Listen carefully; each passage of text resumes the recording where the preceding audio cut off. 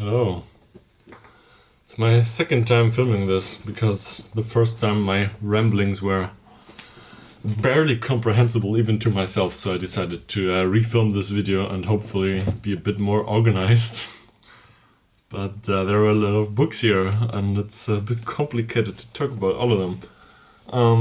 My reading was quite good this month, as you can see. Rating wise also.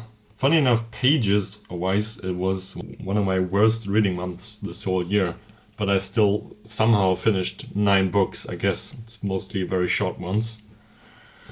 But yeah, let's talk about all of them. So, first up, this book I actually finished in October, so I didn't read it this month. But I kind of binged through it the day after I made my last reading wrap-up video. So, A Certain Slant of Light by Whitcomb. I should note somewhere where I found these books because I cannot remember who told me about it. But I think it was some booktube channel. This is fantasy, I would say. Which was nice because I've been craving fantasy for a little while. So it's like a low stakes fantasy. It's not too magical. It's basically written from the perspective of a ghost, which I thought was a very nice premise. I mistakenly assumed that this was set in Victorian times, just I don't know, with the cover and the whole premise and everything, but it's not. It's set in modern times. And it's basically, I don't want to give away a lot, but it's basically about a ghost falling in love with a human boy. And, well, I will give away that he also used to be a ghost, but he became a human again. And it's nice. It feels kind of lighthearted, even though it goes into some very heavy themes, and it was a very nice read. I rated it 4.5. I wish it would have been a little bit longer, because some of the themes I really liked. For example, in the beginning, she just talks about her experience as a ghost, and that could have been easily at least 50 to 100 pages, just that, because it was very, very original. And then, especially, there are 2 brothers in this story, and the older one kind of has to take care of the younger one. And there was I really, really liked that relationship, but it could have been explored a little bit more. So, but I still give it 4.5 stars. There's also a sequel to this book, which I'm not gonna immediately order, but if I get my hands on it someday, I will definitely read it. So, Whitcomb, A Certain Slant of Light. Very nice. So, we're going into this month. Or last month, I guess, November. Next up, I read Kairos by Jenny Erpenbeck, the winner of the International Booker Prize of this year or last year, I'm not sure. But it definitely won a big prize, and for a good reason.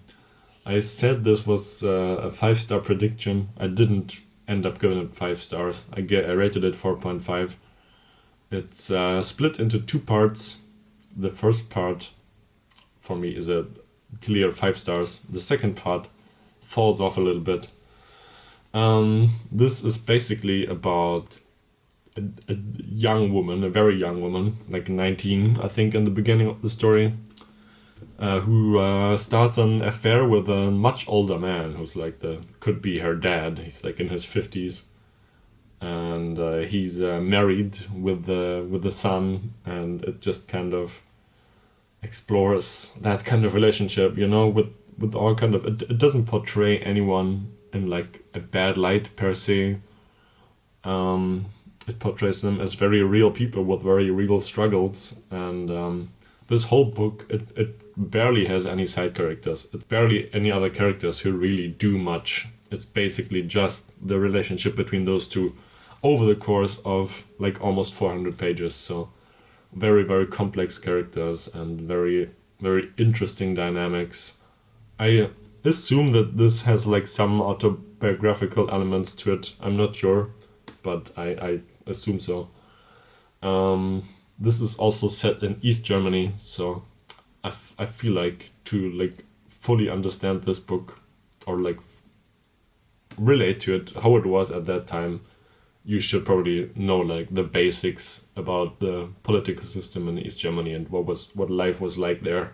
So big recommendation, very big recommendation in fact. One of the hot new German authors, I would say. She's not even that new, she's been writing for like 15 years, but this is the first book I read by her, and I already have another one on my stack, so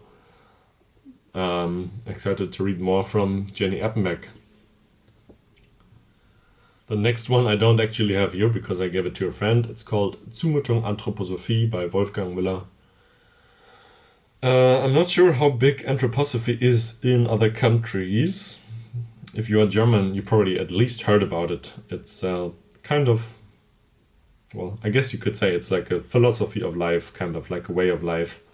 It's kind of a philosophy of life founded by Rudolf Steiner, almost exactly 100 years ago. So, and there's a lot of like stereotypes and a lot of like a half knowledge about anthroposophy and about the person of Rudolf Steiner, and that book kind of clears up a lot about that. For example, there's like this never dying, the assumption that he was an anti-Semite, which is very easily dismissible if you like take a little bit of time to read about him, and that book really, clears up a lot of stuff. So if you're into anthroposophy at all, or if you want to know more about Steiner, because he was, even though he definitely was not like a prophet or anything, he was definitely a very interesting individual. And good book. I rated it 3.5 stars. Next up, I'm gonna show you 2 books at once. The Trial by Franz Kafka and The Maimed by Hermann Ungar. I read The Trial first. It was my second time reading it. I was already familiar with it. And I'm showing these together because they go kind of as companion pieces, I would say. I didn't intend that. It was kind of a coincidence. Hermann Ungar and Franz Kafka, they were contemporaries, and they were both living and writing in Prague, and they were both writing in German, so they did have a lot of similarities. I believe they knew each other. I don't know if they really liked each other, but it's definitely like a literary scene that they were both from. So, and I guess you're probably familiar with like this story. It's very, very famous. It's about this guy, Joseph K, or Joseph K, I guess, in English. And he gets arrested one morning, and he does not really know why, and nor does anyone else. And he just tries to find out what's going on and goes into all kinds of weird labyrinthine like systems and places, and it's very confusing. And in this book, they're kind of opposites of each other, in my opinion. This is very external. The protagonist, even though there's all this craziness going on, he doesn't really seem too fazed by it. He remains relatively calm. It's not very much affecting him internally, at least not that much. And in this book, it's the exact opposite. The world around this guy, his name is Franz, funny enough. Yeah, he even obviously Kafka gets mentioned even in the blurb. This guy, the world around him remains pretty normal actually, but he himself is so riddled with anxiety. He's complying to everything. He lets people take advantage of him constantly because he's so afraid of absolutely anything. And it basically, he lives with the... Is this cover even okay to show? I'm not sure. I should say I only picked it up because of the cover. And it ended up being a big hit. I think I'll just I'll be a bit decent and maybe remove it. He moves in with a young widow, and she's not. I wouldn't even say she's like evil or like anything. She kind of takes advantage of him, but he kind of very obviously lets her take advantage of him because he's so afraid of like consequences that are completely irrational. And then his friend, who has a physical disability, who is maimed quite literally, he's missing, he only has one arm left, he's missing every other limb. And he like asks to move in with him, and he doesn't really want to, but he kind of gives in because of all that pressure. And it kind of goes crazy. It's very vulgar, it's very brutal, it's very immersive. There's one scene where he goes out with some friends and he has a rip in his pants and he's so ashamed of it. And one of his friends notices, and he's like nice about it, you know? He's and this character, he like loses his mind because he's so anxious. And this one is like, well, I'll buy you a new suit, you can pay me back. And then he gets a new suit and he puts it on, even though he knows it's too fancy for him, but he still puts it on because he feels like everybody expects this and that of him. And then he gets promoted just because he has nice clothes. And then he's like, oh, you're a hypocrite, you're not really rich. And he wasn't even pretending to do anything. But yeah, this is kind of the dynamic that we have here. For me, like basically the dark twin to Kafka. Or maybe Kafka's the dark twin. Or maybe they're both dark twins, I don't know. But definitely a very overlooked author. He never really became very famous. He didn't really write a whole lot of stuff either. And if you like Kafka, I'm pretty sure you're gonna like this. And it's a very interesting scene of authors that I wanna get into more. Okay, I've been rambling for a while. I hope this video is not gonna be too long. But I probably have as much to say about every single book. Oh, by the way, I rated the Maimed 4.75 and the Trial 4.5. Next up we have On the Marble Cliffs by Ernst Jünger, which was recommended to me by a viewer, which was super cool. So yeah, we got Found the siècle, we got like early 20th century, we got a lot of naturalism, very immersive, impressionistic writing. We got the Wandervogel, which was a very niche German movement that would exist today. It would be a bit problematic politically probably, but back then it probably wasn't. Speaking of which, I kind of halfway through the book looked up the author on Google, and I kind of couldn't enjoy that book that much afterwards. A dedicated nationalist, this guy. Distanced himself from the Nazis, however, later on. Distanced himself from racism also. And I probably, before I pass any judgment on him, which I kind of already did, but I should probably educate myself further on this guy, because he it said on his Wikipedia article that he's one of the most controversial figures in German literature, and I had never heard about him before. So that's that. It's kind of like a war story. It's set on the island of Mauritius. Is that an island? Pretty sure it is. And yeah, kind of gets very vulgar. No, not vulgar. Very brutal in the end. But it's very, very nice, immersive nature writing. Next up, we got The Cherry Orchard by Anton Chekov, which the spelling of his last name is different almost every single time I see him. Short play, which, you know, I kind of needed to get my numbers up if I want to reach my reading goal for this year. And also, sometimes it's just nice to read a short little play and that you can read in like 2 hours, you know? This is basically, well, some people call it a comedy, some people call it a tragedy, funny enough, but I would call it a comedy because it is very funny. It's about all these people, and this I guess she's kind of a matriarch.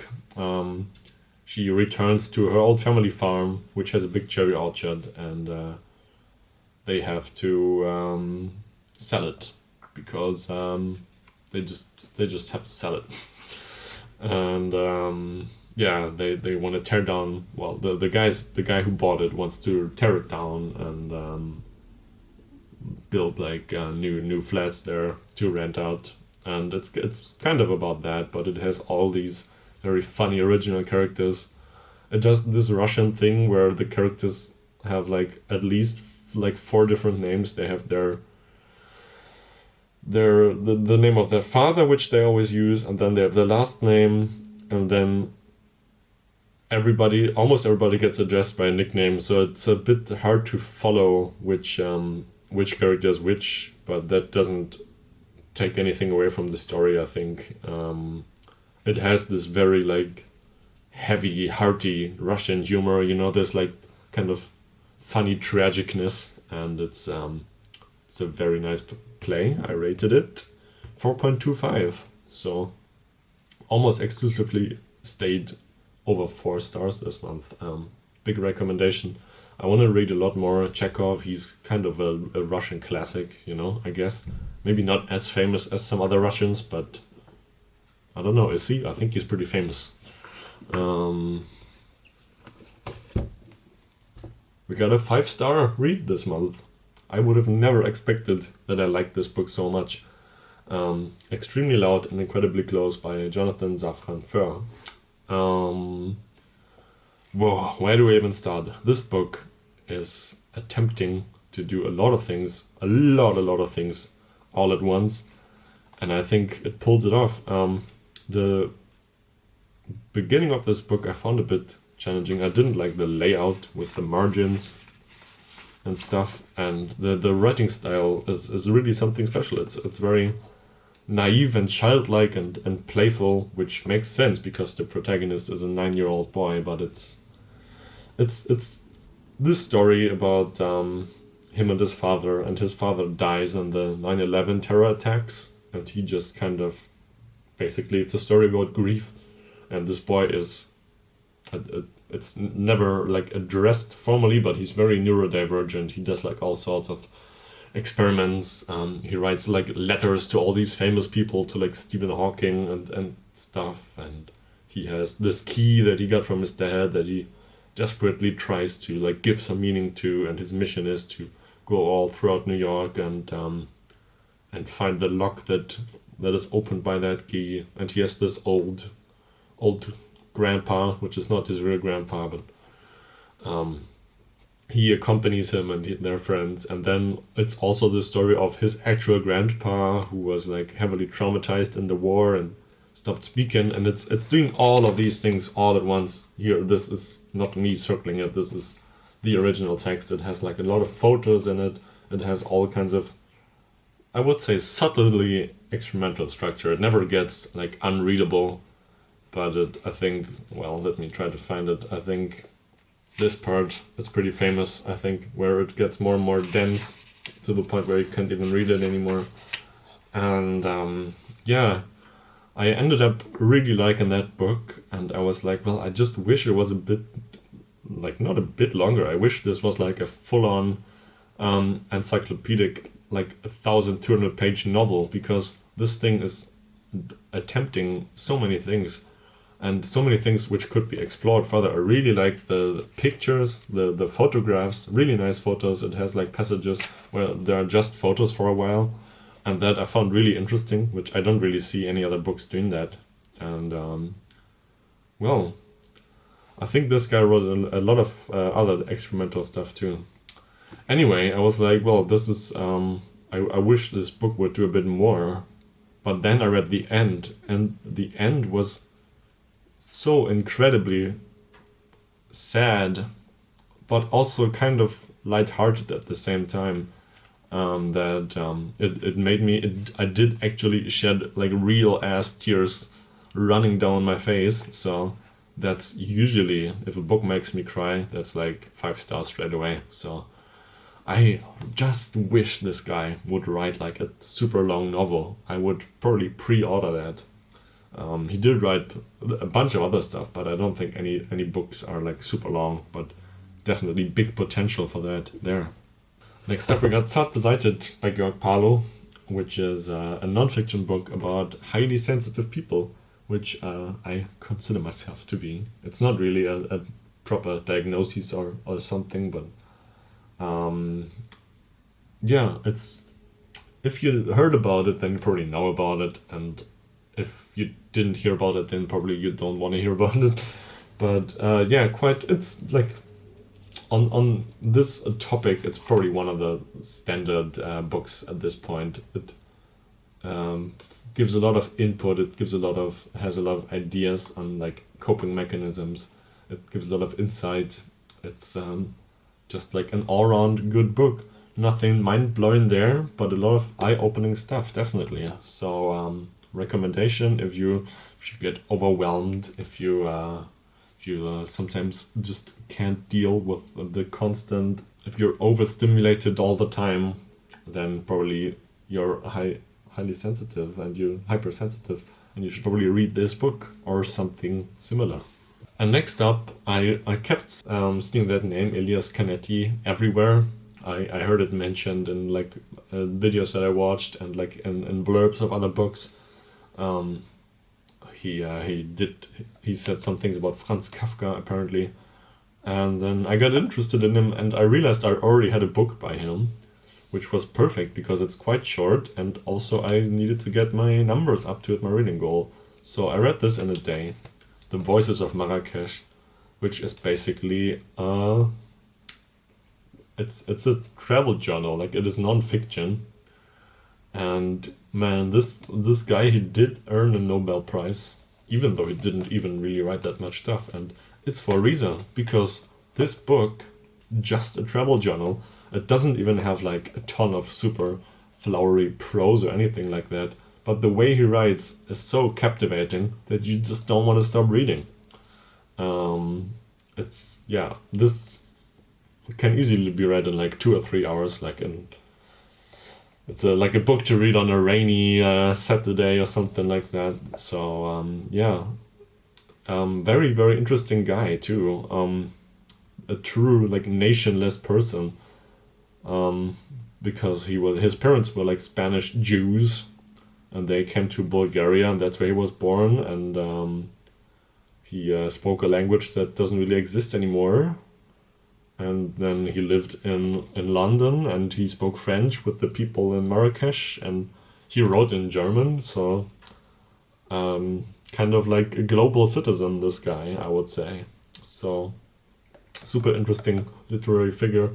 I will definitely check out. He wrote a lot of non-fiction too, I think, like some essays. I will definitely check that out next year. That's one of the authors that I kind of want to know more about. So that's it. Pretty good reading month, I would say. I only have like 4 books left that I need to read before I hit my goal, and then I'm gonna reward myself with something very special.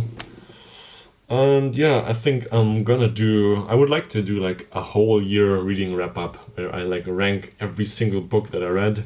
So I'm probably gonna do that. That's probably gonna take a lot of time and effort, and I'm gonna make a lot of content about that because I like statistics and numbers and ratings and stuff. So you can expect that soon on my channel. And thank you very, very much for listening to me ramble about books.